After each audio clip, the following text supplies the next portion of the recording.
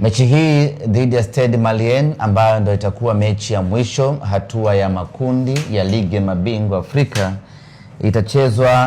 itachezwa siku ya tarehe 14 saa 1 kamili usiku katika dimba la Benjamin Mkapa.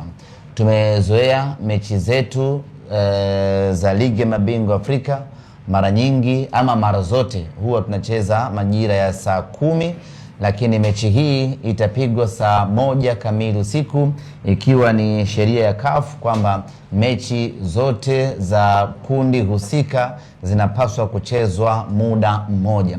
Na kwa mantiki hiyo basi mechi yetu sisi dhidi ya Stade Malien itakuwa saa 1 kamili usiku, na mechi baina ya Simba na Esperance na baina ya Esperance na Petro na yenyewe vile vile itakuwa muda huo huo wa saa 1 usiku.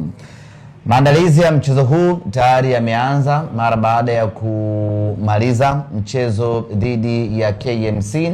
Moja kwa moja vijana wakaelekea kambini kwa ajili ya kuendelea na programu ya mazoezi na maandalizi kuelekea katika mchezo huu. Maandalizi ya mchezo huu tulianza kuyafanya tangu tumerejea kutoka Angola.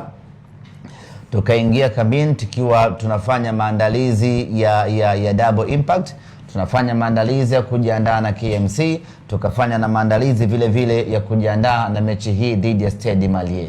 Tumemalizana na KMC na sasa tunaendelea na maandalizi dhidi ya Stade Malien, na kwa upande wetu kila kitu kinakwenda vizuri. Leo tutakuwa Mo Simba Arena kwa ajili ya kuendelea na programu hiyo ya mazoezi, na kesho Ijumaa tutakuwa uwanja Benjamin Mkapa kwa ajili ya kufanya mazoezi yetu ya mwisho kuelekea katika mchezo wetu dhidi ya wapinzani wetu.